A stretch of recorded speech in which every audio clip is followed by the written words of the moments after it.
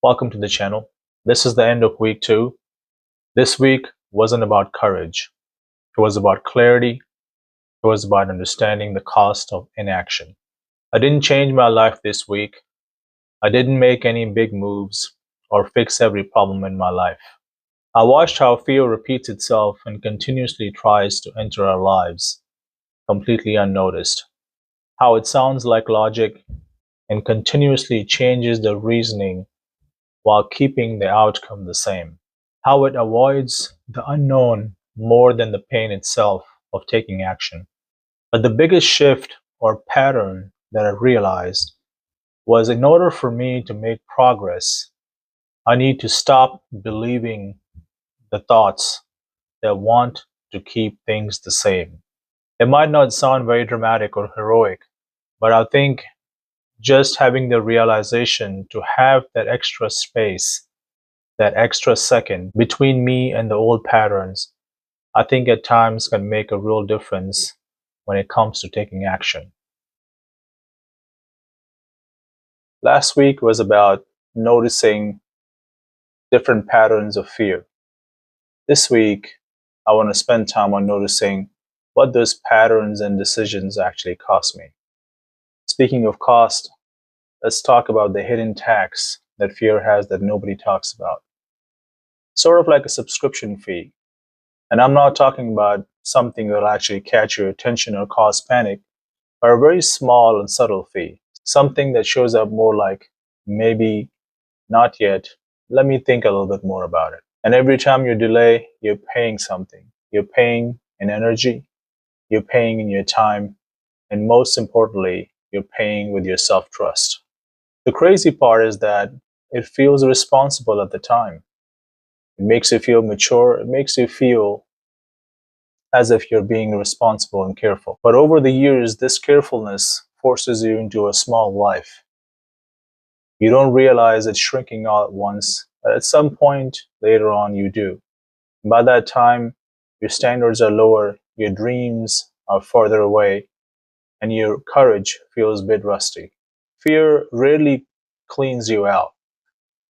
It just overcharges you slowly over time. And most people never question the bill, and they just keep paying it. I talked about awareness of fear last week. This week, my goal was to observe the cost of deciding to stay where you are. Honestly, I don't think even awareness of fear fixes everything. But I do feel that you start to see things just a little bit clearly. It starts to open your eyes a little bit. Even an ordinary day can feel extraordinary. And sometimes that is all you need. Life can slowly start to feel more intentional, more alive, more adventurous. And I think there's value in that. Something else that's kind of been circling around, but I couldn't really tell what it was. And I think I was being pushed out of my comfort zone when I thought of this idea and just trying to slow down just enough so I could make some observations. Just slow down enough to maybe things would be a little bit more clearer. And I think being pushed out of my comfort zone to document this and to intentionally be aware of make myself aware of these things. It was a constant battle. Fear offered me many choices, but I felt I had to push beyond that in order to grow. It occurred to me that essentially your comfort zone or the contract to not grow what fear offers you. You agree to hold yourself back while it agrees to not challenge you, not push you out of your comfort area, to give you the same things again and again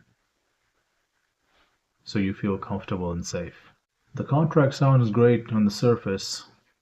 As time passes, you realize comfort zone is the zone where things go to die. It sucks the life, out of your life. Same set of problems, same people, same challenges, same routines. Everything starts to feel like has no flavor. There comes a point where you start to question these things. But by that time, life has just become too small. Your standards are lower. You feel a bit rusty. Faith has eroded a little bit. Your self trust is not like it used to be. Your risk tolerance is not the same. But you wonder you never agreed to all of this. How did you end up here? I think that's the point. Your fear doesn't need you to say, I agree. All it needs you to say is maybe. Maybe I'll do it when I'm ready. Maybe tomorrow. Maybe next time. And that is good enough. If you find yourself struggling to do something you always wanted to, and feel like the same excuses keep showing up just with different masks on, then I think you'll find this video very helpful. I've been documenting fear, its awareness, and different ways it shows up in our lives. This week, I wanted to spend time looking at what fear actually costs us when we decide not to take action, and how many different ways it actually creeps into our lives without getting noticed. Most people don't think that they're afraid. They tell themselves that they're waiting for clarity, waiting for confidence, waiting for the right time, or waiting to be ready. But if we're being honest with ourselves, then you'd know that that moment rarely ever arrives. The conditions are never perfect, and the confidence never really feels complete.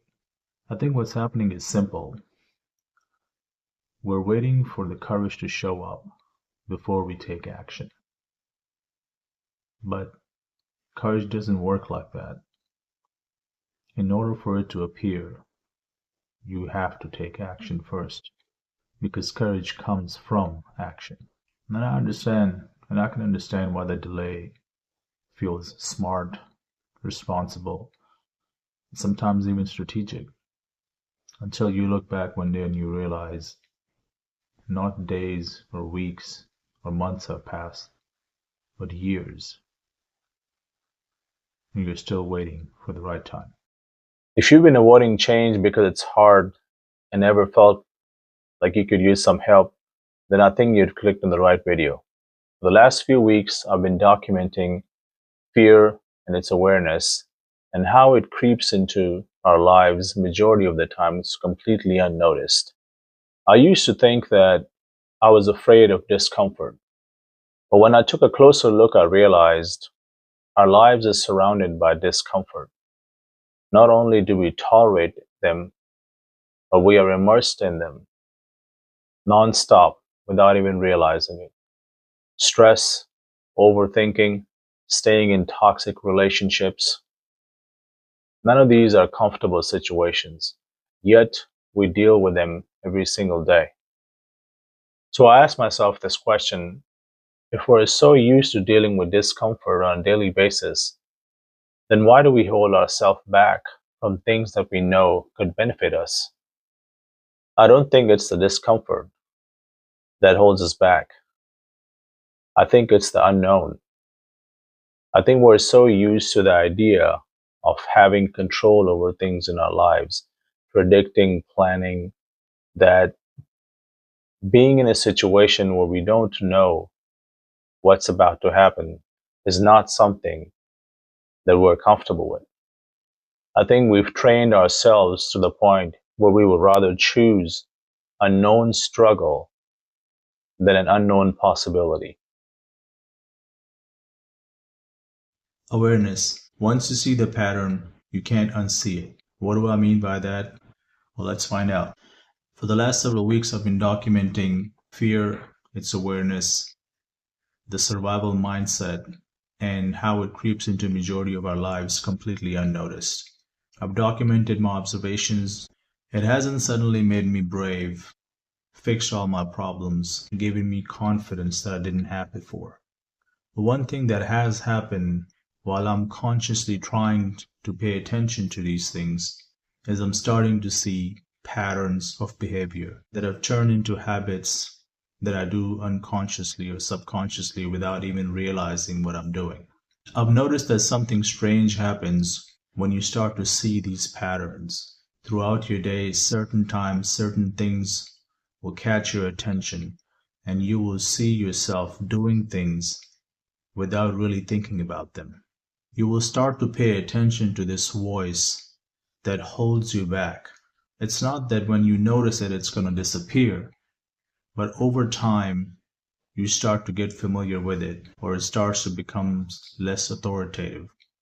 As time passes, the fear loop still shows up, but you would start to feel and see beyond the curtains gradually.